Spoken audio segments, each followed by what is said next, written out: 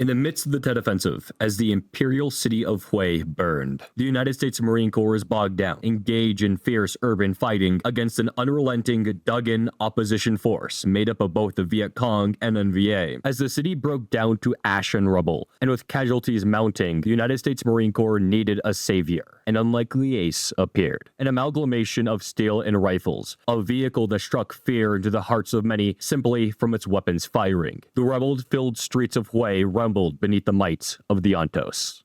Ontos in Greek means the thing, and this thing had a history long before the siege at Hue. Through 1951, meetings were held at the Detroit Arsenal and the tractor division of the Allis-Chalmers Manufacturing Company to discuss the need for a light anti-tank vehicle. The vehicle needed to be low-cost, lightweight, and agile, and based on a new universal chassis, as well as having impressive anti-tank capabilities.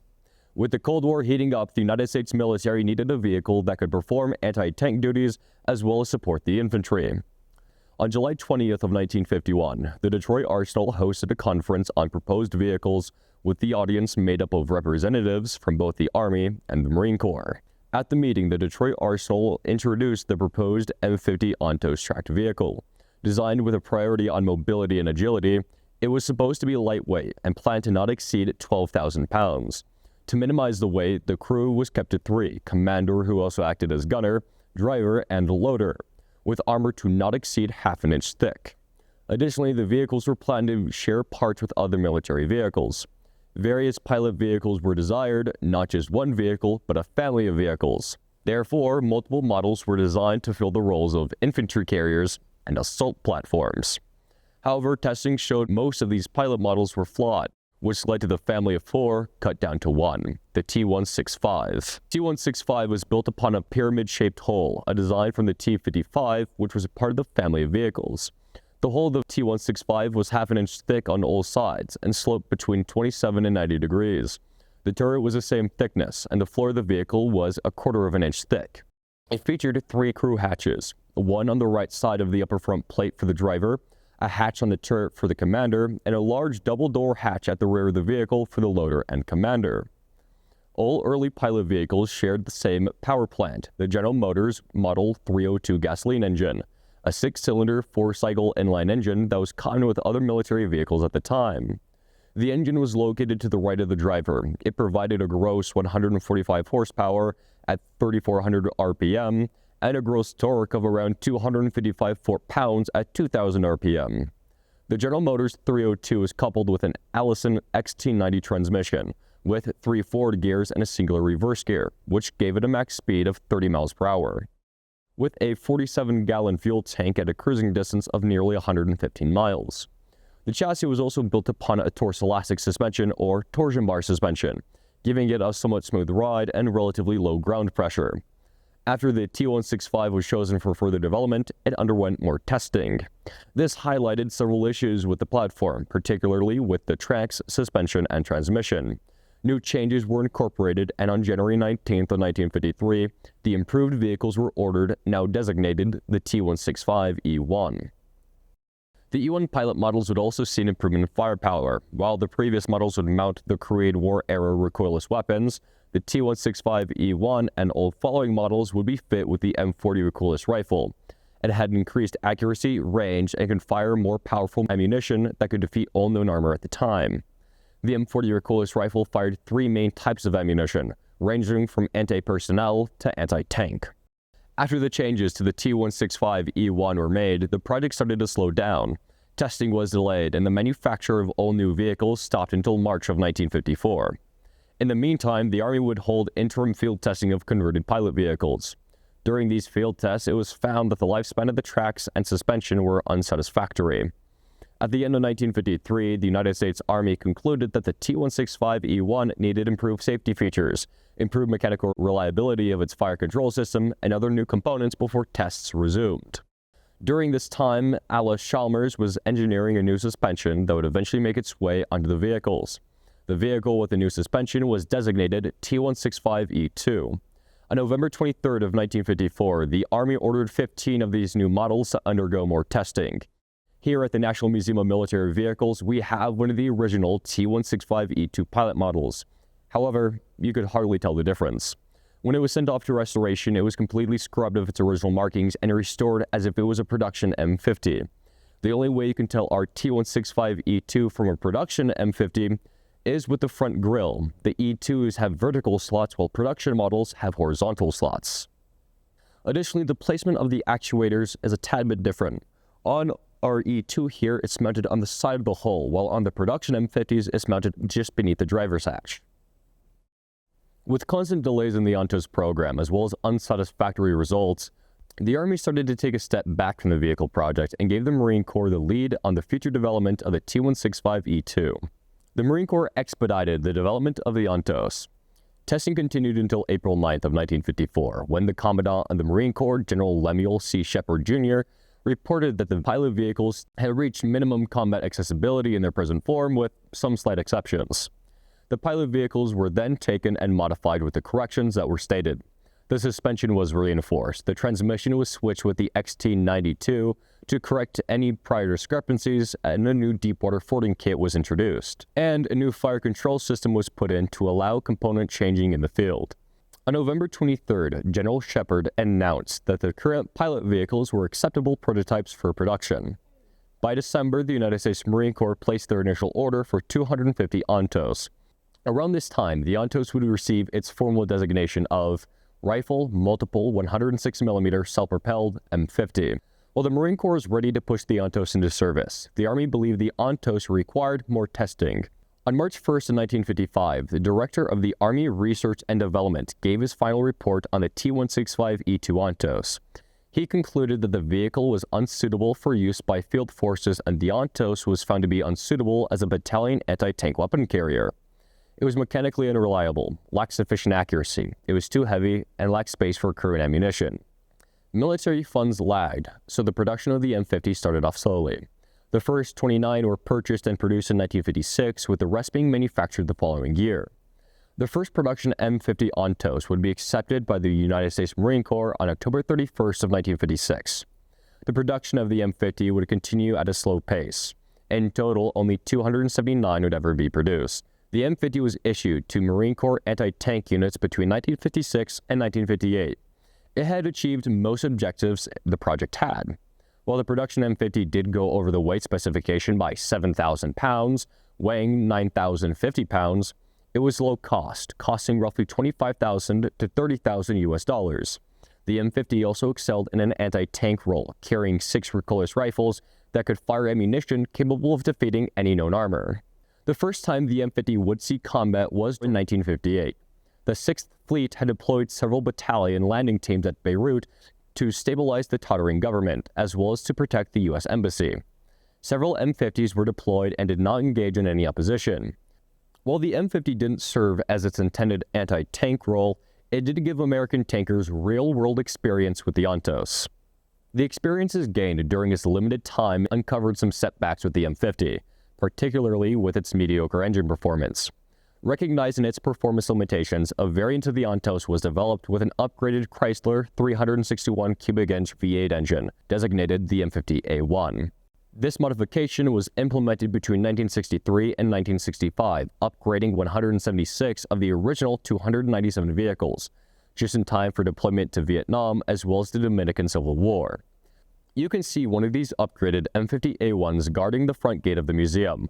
Our A1 Ontos has a better looking interior from our two vehicles, so let's take a look at it now, starting from the front and moving to the back. Now, up here at the front of our Ontos, we see that of the driver's position. Now, you might think that the driver's position is pretty cramped. However, that's not the case. Even for bigger guys such as myself, this is probably the most comfortable position in the vehicle. Now, taking a little bit of a closer look at the Ontos' driver's position, we can find a few different controls. We have the accelerator pedal, we have the clutch, the brake steering, and the control panel off to his right. So here we're at the back of our M50A1 Ontos, and we can see the two large double-door hatches open. From this view, we can now see the position of the commander and the loader. Now, the commander for our Ontos has two main jobs. Obviously, the commander, he'll be leading the crew, telling them what to do, where to drive, and other things similar. But he also acts as the gunner. Now, the gunner's main job will be operating the entire weapon system of the Ontos, from its spotting rifles to his recoilless weapons. He'll be doing that by this somewhat complex fire control system here in the interior of the vehicle. The fire control system is made up of several distinct parts. Firstly, the optics, which we can see in the center here, both commander optics and gunner optics. To either side, we see the traversal mechanisms of the vehicle, both the horizontal traverse and vertical traverse. But the main part of the fire control system is, arguably speaking, the most complex looking piece of the vehicle. This fire control box in the center. Now, this box is made up of several distinct areas, or 5 key parts, and they all operate a different system of the vehicle. Aside from the buttons, we can also see the switches that do different jobs. Firstly, this switch turns the fire control system on or off. This next button is the safety for the auxiliary machine gun. This middle dial is the dimmer for the fire control system, either brightening or dampening the lights.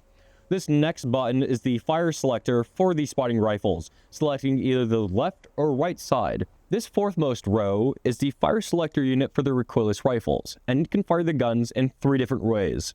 By turning this knob to the leftmost position, you fire in auto single mode, essentially firing one of the recoilless rifles at a singular time, 1 through 6. By switching it all the way to the right, you fire it in auto double mode, and that fires the guns in pairs. It does that in a set sequence. 1 and 6 fire at the same time, 2 and 5, 3 and 4.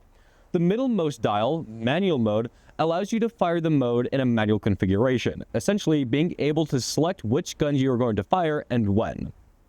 Now, the Ontos has a crew of 3. We've talked about the driver, we've talked about the commander, but what about the loader? The loader would typically sit next to the commander wherever he could. However, more often than not in photographs of the Ontos, you can actually see the loader riding on the outside of the vehicle. Now, his main job is to keep these 6 106mm recoilless rifles loaded with ammunition, and he would do so by pulling from 2 different ammunition racks. This internal ammunition rack can only hold 4 rounds, which doesn't seem like a lot. However, on the outside of the Ontos, we can see an internal 8-round ammunition rack that he could also pull from. The first and only time the Ontos would engage with enemy armor wouldn't happen until 1965. The Dominican Civil War erupted in April of 1965 when a faction of the military sought to restore power to depose President Juan Bosch. The conflict quickly escalated, drawing the United States, which feared a repeat of the Cuban Revolution. Officially, the U.S. intervened to stabilize the government, prevent civilian casualties, and protect foreign nationals. However, President Lyndon B. Johnson was determined to prevent a communist foothold in the Caribbean. U.S. forces deployed with significant firepower, including M50 Patton main battle tanks and M50 Ontos anti-tank vehicles. On April 30th of 1965, U.S. forces moved to secure key positions in Santo Domingo. This led to the first recorded tank-on-tank engagement in the Americas, as U.S. Marines destroyed 2 rebel L-60 light tanks, one hit by an Ontos and the other obliterated by an M48 Patton. In a following engagement, an Ontos reportedly knocked out a French-made AMX-13, but it's unconfirmed. This was the first time the M50 Ontos was used for the role it was designed for. It was also its last. On March 8th of 1965, the 9th Marine Expeditionary Brigade landed at Da Nang, officially beginning the United States Marine Corps' ground campaign in Vietnam. Over the next year, anti-tank battalions from the 1st and 3rd Marine Divisions arrived in March and July of 1966, bringing with them the M50 A1 Ontos. When first deployed, the M50 was well received. Lacking a defined doctrine, the Ontos was adapted for infantry support, often being assigned in an ad hoc manner to different units. Its ability to traverse through rice paddies and rough terrain alongside infantry while delivering direct fire support made it a valuable asset. However, the Ontos had 2 major drawbacks: its thin armor and logistical issues. Unlike the Korean War, the Viet Cong and North Vietnamese Army, NVA, were well equipped with RPGs and landmines, which could very easily penetrate the Ontos' thin armor. The Ontos also had a plethora of mechanical issues. Both the suspension and tracks were easily worn down in the difficult Vietnamese environment. The Ontos suffered from logistical issues because, unlike other Marine Corps vehicles, the Ontos was not utilized by the U.S. Army. Tanks such as the M48 were used by both branches, therefore giving it much better logistical support. The Ontos would have some of the largest impacts during the Battle of Hue. The Battle of Hue was one of the bloodiest and most intense urban battles of the Vietnam War. On January 30th of 1968, 8 battalions of NVA infantry pushed into the city and took it under their control. Communist forces turned Hue into a stronghold, and the city streets quickly became death traps. The responding Marine Corps forces included platoons from the 1st and 3rd Tank Battalions, as well as 2 Ontos platoons of Company A, 3rd Anti-Tank Battalion. As soon as the M50 entered the battlefield, it made an impact. It was smaller and lighter than the Marine Corps' M48 Patton, and the Ontos could get into places where the Patton couldn't, giving it arguably better infantry support. Utilizing its 6 M40 Recoilless rifles, it decimated enemy positions. One of the M40 Recoilless rifles could blow a 4-foot hole through a concrete structure. Lighter buildings could be destroyed by 1 or 2 shots. See that causeway bridge? Yes, sir. Okay, see those houses all along there right below that? Yes, sir. Okay, put about 3 in there, and then you see that wooded area to the right of that? Yes, sir. Just throw those in there for each side. All right, sir.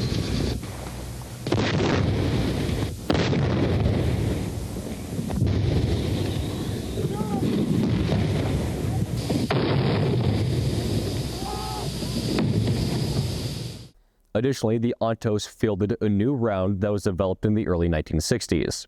M581, APIRS, anti-personnel with tracer. M581 was a devastating anti-personnel or beehive round. Each round carried roughly 9,600 8-grain steel flechettes. While it didn't have the range of other rounds, its roughly 300-meter effective range was more than enough to tear through flesh, foliage, and light cover. The M50 turned into a nightmare for the Viet Cong and NVA forces, not only causing physical damage, but psychological damage as well. The Ontos had gained a fierce reputation with communist forces. The distinct sounds that it produced, particularly from its spotting and recoilless rifles, were a sign that death was on its way. This reportedly scared enemy forces, causing them to evacuate from the area. For many, the Ontos was the king of the battlefield during the fight for Hue. Colonel Stanley S. Hughes of the 1st Marine Division at Hue once said, "If any supporting arm is to be considered more effective than all others, it must be the 106mm recoilless rifle, especially the M50 Ontos." Further operations for the remaining M50s came to a halt as the Marine Corps began to withdraw their forces in 1969. By 1970, the Ontos was starting to show its age and was beginning to be replaced by the age of anti-tank guided missiles. The last remaining M50s were stationed at Guantanamo Garrison. They operated there until April of 1980, and by then only 3 M50s remained, 1 in operable condition and the other 2 cannibalized for parts. The reign of the M50 ended quickly. The vehicle's necessity was quickly replaced by the development and improvement of anti-tank guided missile systems. Despite it filling a niche role, the M50 paved the way for future anti-tank systems.